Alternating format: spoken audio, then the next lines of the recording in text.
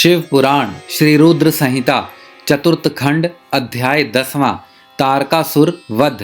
ब्रह्मा जी बोले, नारद, यह सब देखकर कुमार कार्तिकेय को तारकासुर पर बड़ा क्रोध आया और वे अपने पिता भगवान शिव के श्री चरणों का स्मरण कर अपने असंख्य गणों को साथ लेकर तारकासुर को मारने के लिए आगे बढ़े।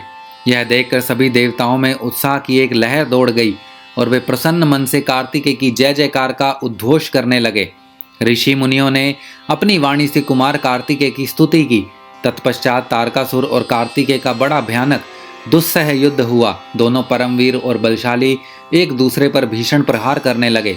दोनों अनेक प्रकार के दाव पेचों का प्रयोग कर रहे थे। कार्तिकेय और तारकासुर के बीच मंत्रों से भी युद्ध हो रहा था। दोनों अपनी पूरी शक्ति और सामर्थ्य का प्रयोग एक दूसरे को मारने के लिए कर रहे थे। इस भयानक युद्ध में दोनों ही घायल हो रहे थे। युद्ध भयानक रूप लेता जा रहा था। उस भीषण युद्ध को सब देवता गंधर्व बैठकर देखने लगे। यह अद्भुत युद्ध अनायास ही सबके आकर्षण का केंद्र बन गया। हवा चलना भूल गई, सूर्य की किरणें ठहर गई, यहाँ तक कि सभी पर्वत इस युद्ध को देखकर अत्यंत भयभीत हो उठे। वे शिव पार्वती के इस पुत्र की रक्षा करने के लिए तुरंत उधर आ गए। यह देखकर कार्तिकेय बोले, हे पर्वतों, आप कोई चिंता ना करें। आज इस महापापी को मैं सबके सामने मौत के घाट उतार कर भय से मुक्ति दिलाऊंगा। जब कार्तिकेय पर्वतों से बात करने में निमग्न थे, उसी समय तारक ने अपनी शक्ति हाथ में लेकर उन पर धावा बोल दिया। उस शक्ति के प्रहार के आघात से शिव पुत्र कार्तिकेय भूमि पर गिर पड़े, परंतु अगले ही क्षण वे अपनी पूरी शक्ति के साथ पुनः उठ खड़े हुए और लड़ने के लिए तैयार हो गए। कार्तिकेय ने अपने मन में अपने माता पिता पार्वती जी व भगवान शिव को प्रणाम करके उनका आशीर्वाद लिया और अपनी प्रबल शक्ति से तारकासुर की छाती पर आघात किया। उसकी चोट से तारकासुर का शरीर विदीर्ण होकर पृथ्वी पर गिर पड़ा। सबके देखते ही देखते वह महाबली असुर पल में ही ढेर हो गया। महाबली तारकासुर के मारे जाते ही चारों ओर कार्तिकेय की जय जयकार गूंज उठी। तारकासुर के वध से सभी देवता बहुत प्रसन्न थे।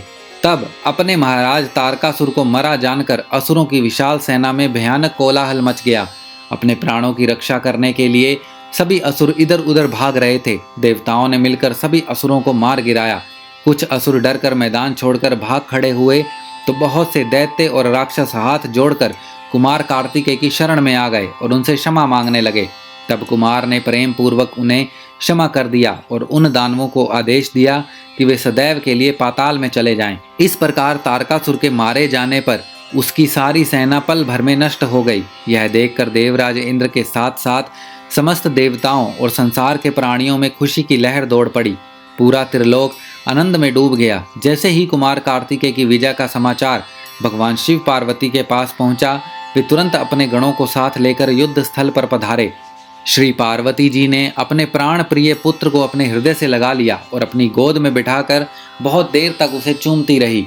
तभी वहां पर पर्वतराज हिमालय भी पहुंच गए और उन्होंने अपनी पुत्री पार्वती, भगवान शिव और कार्तिकेय की स्तुति की। चारों दिशाओं से उन पर फूलों की वर्षा होने लगी। मंगल ध्वनि हर ओर गूंजने लगी। मंगल ध्वनि हर ओर गूंजने लगी। हर तरफ उनकी ही जय जयकार हो रही थी। देवताओं के स्वामी देवराज इंद्र ने अपने साथी देवताओं के साथ कुमार कार्तिकेय की हाथ जोड़कर स्तुति की। तत्पश्चात भगवान शिव अपनी पत्नी पार्वती को साथ लेकर शिव गणों सहित कैलाश पर्वत पर लौट गए। श्री रुद्र संहिता चतुर्थ खंड अध्याय 10वां समाप्त।